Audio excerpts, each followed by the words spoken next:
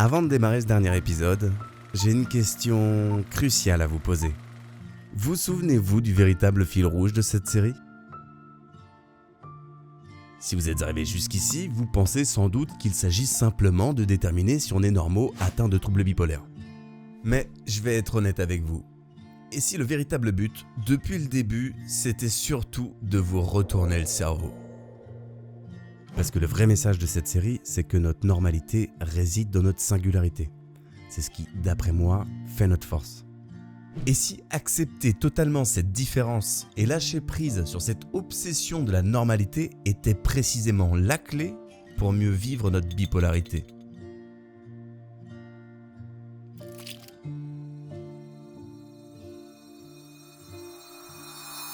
Ça mérite réflexion, non ? Alors, aujourd'hui, accrochez-vous encore une fois car on va essayer de clôturer cette aventure en beauté avec un regard frais et optimiste sur nous-mêmes, notre maladie et surtout sur ce qu'on souhaite devenir. Vous vous souvenez de la fameuse recette de la vie normale ? On avait identifié 6 ingrédients indispensables. La stabilité externe, la satisfaction personnelle, la liberté individuelle, le cercle social, l'adaptabilité et l'harmonie intérieure.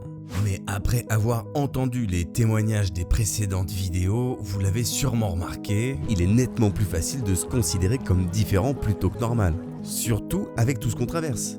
Les hospitalisations, les médicaments, les sauts d'humeur, l'hypersensibilité, la stigmatisation, et j'en passe. Mais on ne peut pas terminer cette vidéo en observant les choses sous un autre angle. Presque tout le monde est différent. Au moins à un moment dans sa vie.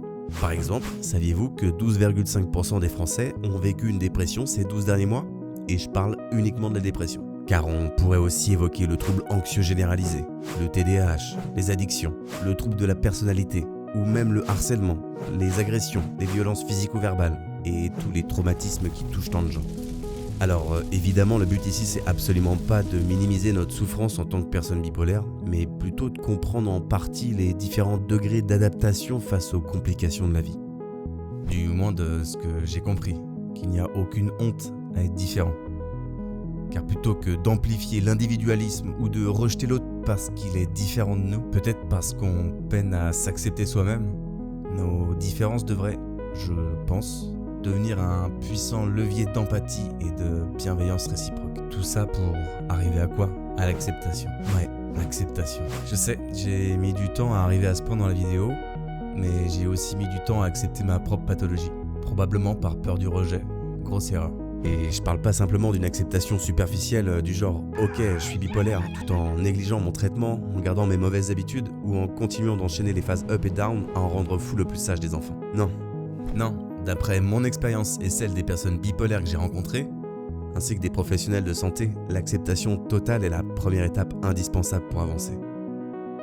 Donc finalement, être normal, ne serait-ce pas d'accepter de souffrir pour se rétablir, autrement dit, d'accepter d'être différent. Après avoir posé le décor sur notre rapport à la normalité, passons à la deuxième clé, le rétablissement, le fameux parcours de soins.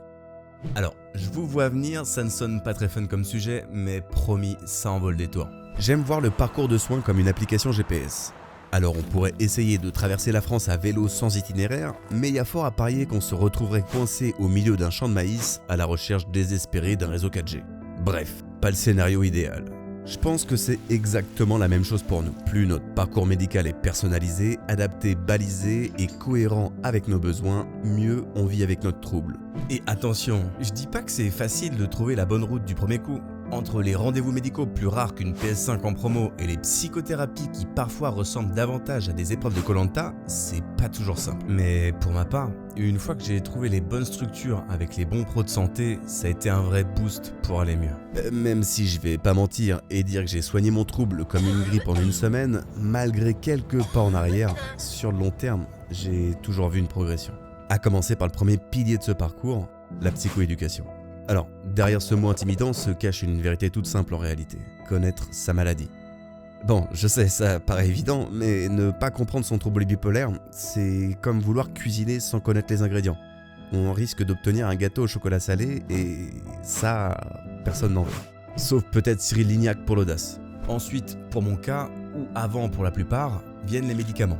Ou plutôt, trouver les bons médicaments et leur bon dosage. Alors là, débat éternel. Médicaments ou pas médicaments, certains voient ça comme de la sorcellerie, d'autres comme une béquille indispensable. Perso, pour moi, le bon dosage fut le game changer. Et aujourd'hui, je vois ça comme un vélo électrique. Ouais, je peux pédaler à l'ancienne, mais je dois avouer que ça m'aide de ouf dans les montées. Ensuite, il y a des personnes pour qui, comme moi, les médicaments seuls n'ont pas suffi, ou suffisent pas. Et là, peuvent entrer en jeu les thérapies. Pensez à une thérapie comme un rangement façon Marie Kondo. On met tout à plat, on fait le tri, on garde ce qui nous fait du bien et on jette ce qui ne nous sert plus. C'est parfois épuisant, mais une fois terminé, quel bonheur de retrouver de l'espace dans sa tête et sa vie. Et c'est pas tout. Ce qui m'a vraiment changé la vie, c'est lorsque j'ai adopté une hygiène de vie qui me plaisait et me correspondait. Dormir et se lever tôt, bien manger et faire du sport.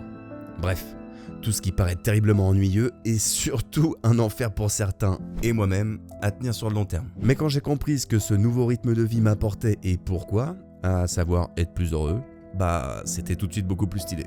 Avoir un bon sommeil m'empêche d'être fatigué, bien manger me permet d'avoir de l'énergie et faire du sport, d'avoir plus confiance en moi. Et franchement, j'ai l'impression d'être passé d'un vieux Nokia 3310 au dernier iPhone. Car cette sorte de triangle d'or impacte de ouf mon humeur. Bon, après, je dis pas que je suis un métronome et que j'arrive à garder ce rythme tous les jours de l'année, mais petit à petit, j'ai fini par inverser la tendance. Et puis, on est tous différents. Ce qui fait du bien aux uns ne le fait pas forcément aux autres. Certains vont avoir besoin de s'occuper de leurs animaux de compagnie, d'autres de jardiner par exemple. Je pense qu'il faut commencer par apprendre à connaître ses réels besoins pour prendre soin de soi et aller mieux. Donc, la normalité ne serait-ce pas d'apprendre à mieux connaître ses propres différences pour mieux vivre en harmonie avec celles des autres? Si accepter ma maladie m'a libéré et avoir un parcours de soins adapté m'a délivré, il existe pourtant un élément qui a vraiment tout changé. Mon état d'esprit. C'est ce détail qui a tout changé pour moi. Celui qui a fait passer ma vie de pénible à plutôt sympa finalement. L'état d'esprit, c'est un peu comme la météo intérieure. J'aime bien imaginer que je peux sortir un matin, il pleut à verse. J'ai deux choix. Râler toute la journée parce que je suis mouillé ou profiter de cette excuse parfaite pour enfin porter mon magnifique imperméable jaune façon marin breton. La situation est la même, mais c'est mon regard qui change tout. Pour être totalement transparent avec vous, j'ai longtemps cru que j'étais très ouvert d'esprit. Vous savez, ce genre de personne qui accepte tout le monde, mais uniquement parce qu'elle espère secrètement être acceptée en retour. La vérité, c'est que j'étais pas vraiment honnête avec moi-même. Un jour, la réalité m'a frappé de plein fouet. Un peu comme quand on marche pieds nus sur un Lego oublié sur le sol. Ça fait mal, mais ça réveille.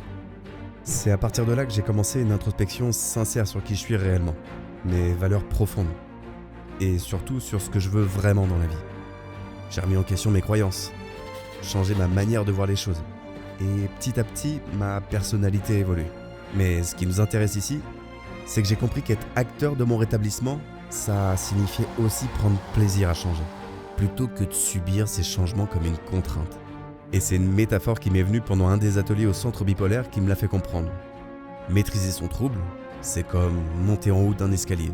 La médecine et les soins, c'est la main courante qui nous soutient et nous guide. Mais elle ne grimpera jamais à notre place. Ce sont nos jambes, nos efforts, notre envie qui nous font monter les marches. Et c'est là que l'état d'esprit intervient. Plus notre motivation est grande, plus monter ces marches devient agréable, voire même enrichissant.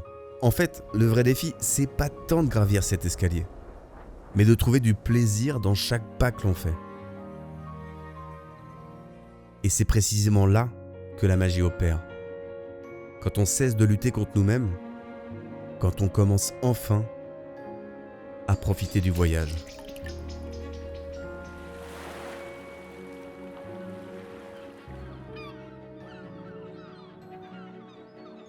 Donc, est-on normaux atteints de troubles bipolaires?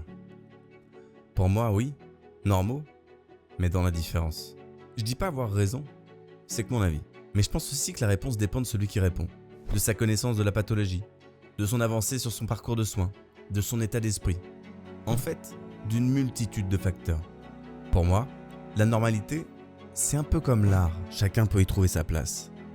Ce qui compte réellement d'après mon expérience, c'est de prendre plaisir à construire son propre équilibre. Ce qui sera le thème de notre prochaine série de vidéos, mais chut, je ne vous en dis pas plus. J'aime imaginer que l'on peut transformer nos difficultés en source d'inspiration, comme l'ont fait Frida Kahlo ou Vincent van Gogh avec leur souffrance. Pourquoi ne pas devenir l'artiste de notre pathologie ? Quelle œuvre d'art pouvons-nous créer avec notre trouble bipolaire ? Ou moins ambitieux, que pouvons-nous créer, bâtir à partir de notre maladie ? Ou plus abordable encore, que peut-on faire aujourd'hui pour être fier de nous ce soir ? Aucune réponse à ces 3 questions n'a plus de valeur qu'une autre tant qu'elle a été réalisée. Et même si elle ne l'est pas d'ailleurs. Finalement, si je devais résumer en une seule idée tout ce qu'on a exploré ensemble dans cette série de vidéos, ce serait celle-ci. L'harmonie avec soi-même passe d'après moi avant tout par l'acceptation de notre différence, par un parcours de soins adapté et personnalisé, mais surtout par l'état d'esprit que l'on choisit d'adopter face à sa maladie. Alors, oublions peut-être cette quête illusoire d'une normalité sans défaut qui n'existe finalement que dans les magazines. Embrassons plutôt l'idée que notre singularité est une richesse, un trésor à valoriser chaque jour. Et si cette série de vidéos peut servir à quelque chose, j'aimerais que ce soit à nous faire réaliser que nous avons tout ce qu'il faut en nous pour vivre sereinement et pleinement notre vie, malgré les ups et les downs du trouble bipolaire. Je vous laisse sur cette question. Et vous, quelle est la prochaine étape vers votre harmonie personnelle ? N'oubliez pas de vous abonner pour ne pas manquer la suite de cette aventure qui sera sur la quête de l'équilibre, de liker et de partager si vous avez aimé cette série et d'écrire votre avis en commentaire. Rejoignez aussi la communauté bipologique sur les réseaux sociaux pour participer et suivre à l'actualité de la chaîne. Les liens sont en description. En attendant, prenez soin de vous et à très bientôt.